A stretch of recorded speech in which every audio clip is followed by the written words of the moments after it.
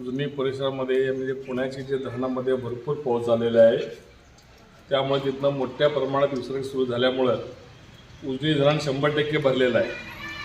म्हणून आम्ही कलेक्टरला जाऊन निवेदन दिलं होतं. त्यावेळी उजनी धरण फक्त 60 का 17% भरलं होतं की बुवा हे उजनी धरण 60% भरल्यानंतर तिथलं पाणी कॅनलद्वारे कारांबा फाट्याद्वारे एकूण तलावामध्ये सोडावं आणि अक्कलकोटचं आमचं तोरणू धरण भरून द्यावं म्हणून आम्ही विनंती केली होती निवेदनाद्वारे.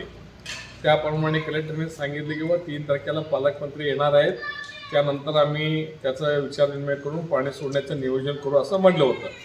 आणि सुदैवाने उजनी आज 100% भरलेलं आहे, त्यामुळे पाणी सोडायला काही अडचण नाही.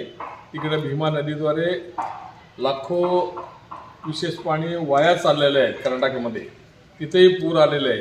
तळोडा भागामध्ये तर 4-5 गावामध्ये पाणी घुसलेलं आहे.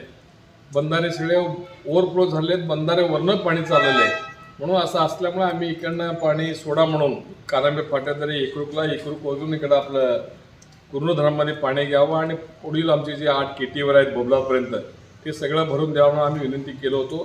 त्याप्रमाणे मी त्याचा सतत पाठपुरावा केला, सातत्यानं त्याच्यावर लक्ष ठेवलं. तिथल्या संबंधित अधिकाऱ्यांशी बोललो मी. आता कलेक्टर साहेबांकडनं म्हणजे असं कळतं आम्हाला की 2 दिवसात मिटिंग घेऊन 20 तारखेपर्यंत ते पाणी सोडण्याचे नियोजन ठरणार आहे. त्याबद्दल आम्हाला समाधान आहे. 20 तारखेच्या पेक्षा आत पाणी सोडावं अशी आमची आग्रही मागणी आहे. तेवढं ते सोडतील असं आम्हाला खात्री आहे. धन्यवाद.